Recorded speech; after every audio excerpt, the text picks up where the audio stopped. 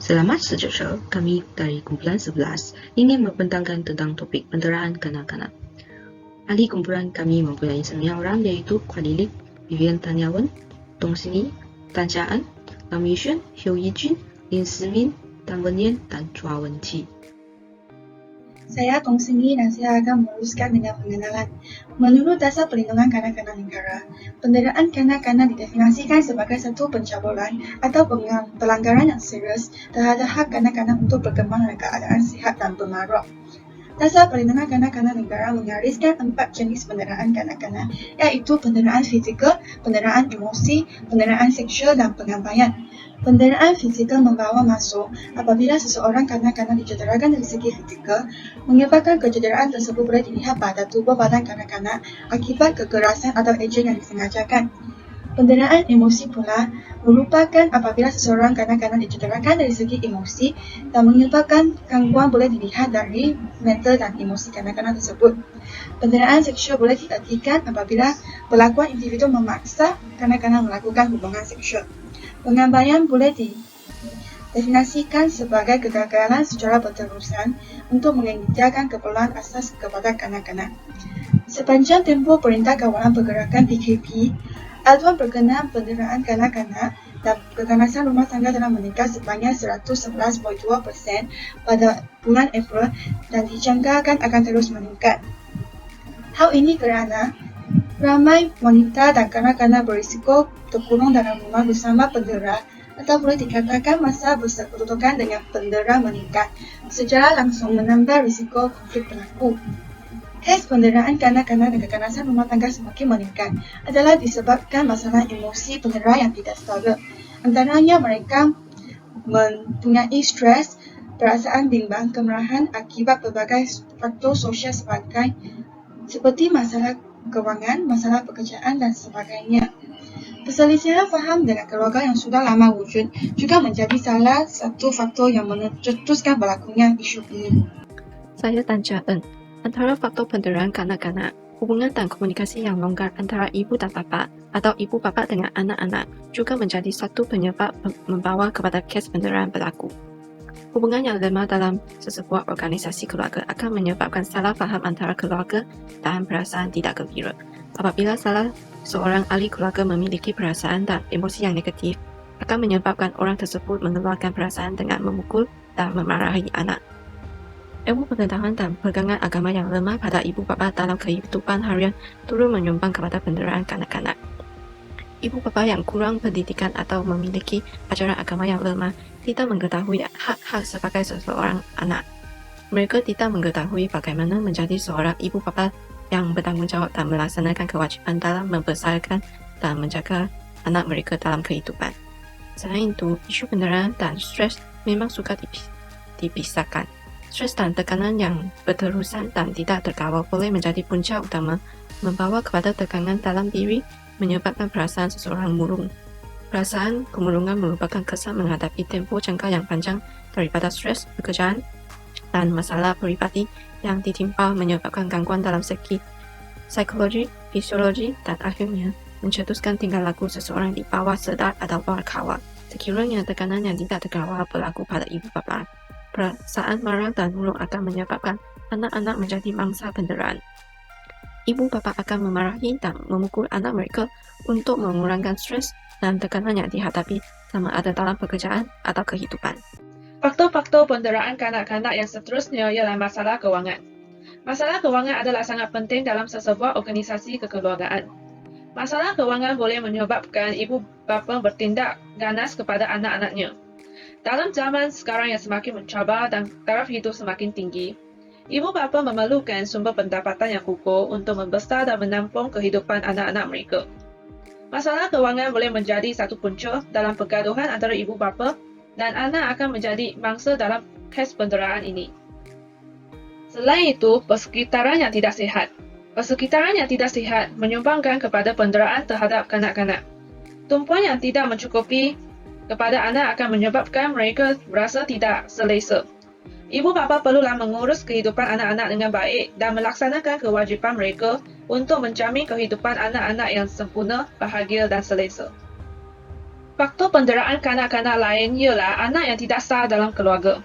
Kanak-kanak yang terdiri daripada golongan anak tiri, anak angkat, kanak-kanak cacat atau memiliki penyakit hyperaktif serta dipelihara oleh orang lain adalah berisiko tinggi untuk didera. Golongan ini tidak bersalah dan tidak sewajar didera oleh orang lain. Mereka mempunyai hak yang sama rata dan memerlukan tumpuan yang sama seperti orang biasa.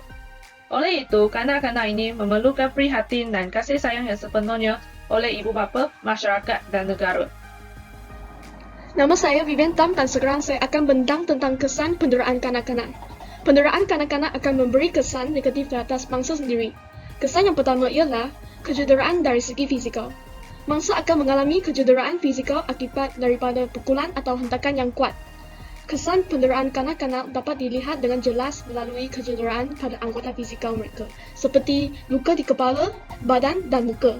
Hal ini akan mengundang berlakunya kecacatan fizikal sama ada serius atau kecederaan kecil. Terdapat sesetengah kes penderaan yang menyebabkan mangsa mengalami kerencatan otak yang berlaku akibat hentakan di kepala oleh benda-benda keras dan berkemungkinan dapat merenggut nyawa mangsa.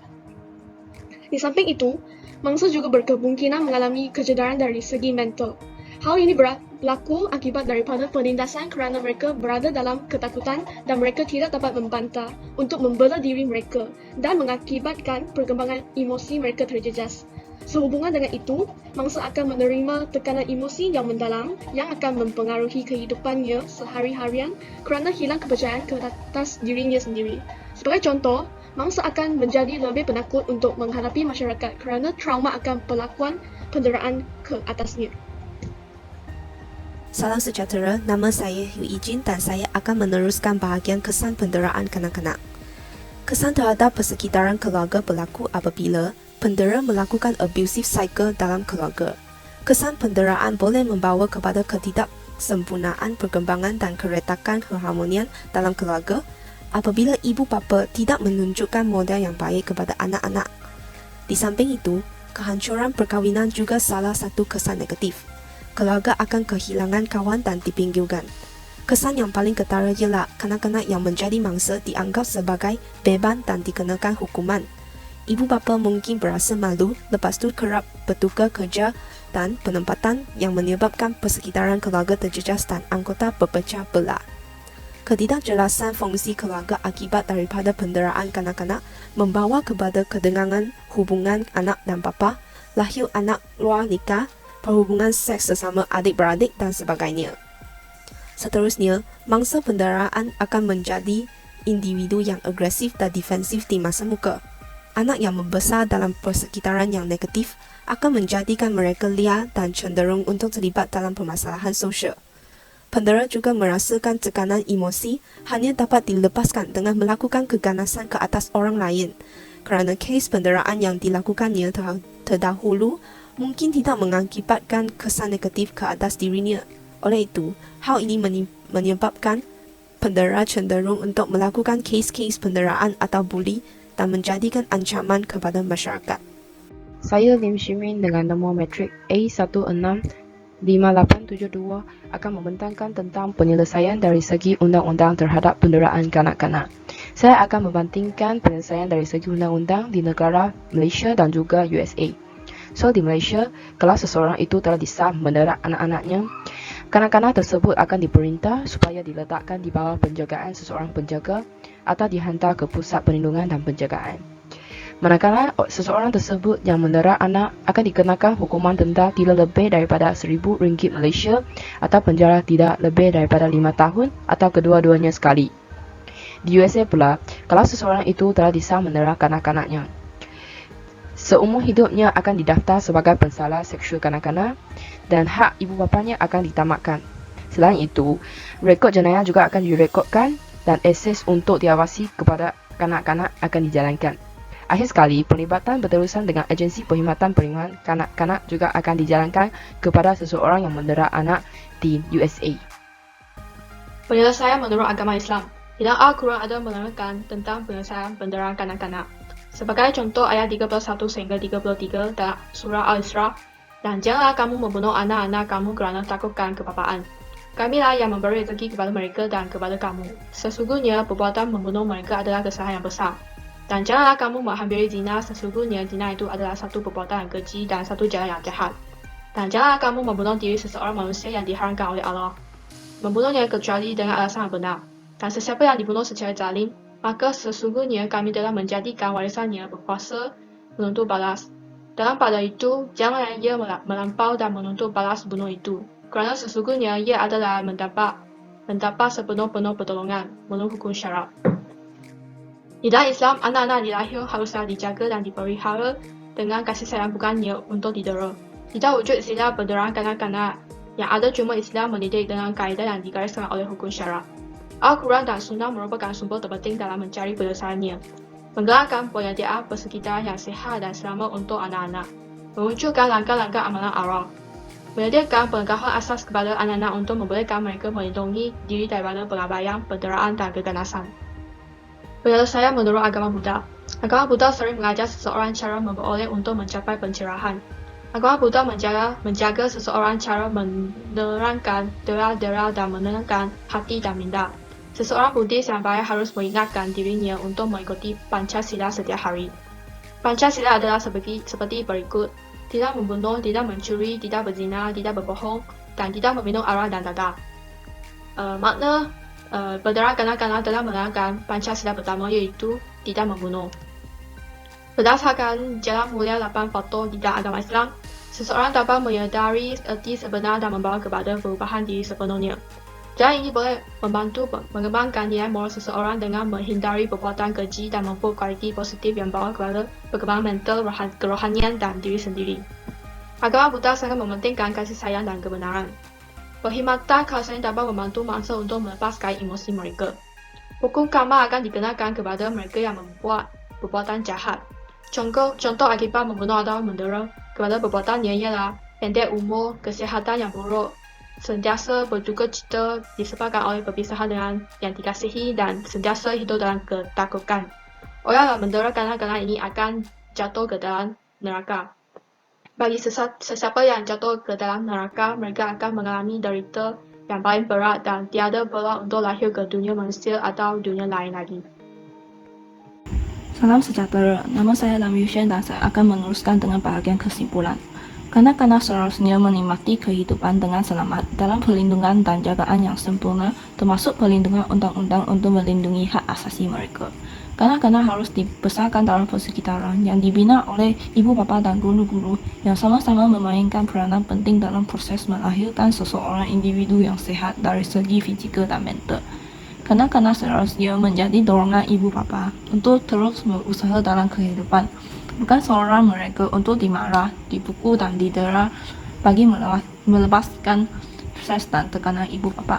Penderaan kanak-kanak membawa pelbagai kesan kepada mangsa, keluarga dan sosial. Oleh itu, masalah penderaan kanak-kanak di Malaysia haruslah ditangani secara holistik dan memerlukan kerjasama semua pihak yang berkepentingan. Terutamanya dalam tempoh PKP ini, pihak untuk menangani kes penderaan dan isu keganasan rumah tangga amat diperlukan bagi memastikan tindakan dan pengurusan yang cepat, efisien dan tepat. Sebagai contohnya, JKN menyatakan bahawa mereka mempunyai 88 orang pegawai untuk menangani kes keganasan rumah tangga di negeri Sarawak sahaja. Bilangan pegawai yang ramai ini menunjukkan statistik kes penderaan kanak-kanak yang semakin meningkat dalam tempoh PKP ini. Oleh itu, setiap pihak mesti menjalankan kewajipan masing-masing dalam pembentukan kes penderaan kanak-kanak untuk memelihara keamanan dan kestabilan negara. Di sini saya akhirkan pembentangan kumpulan kami yang bertajuk penderaan kanak-kanak. Sekian, terima kasih.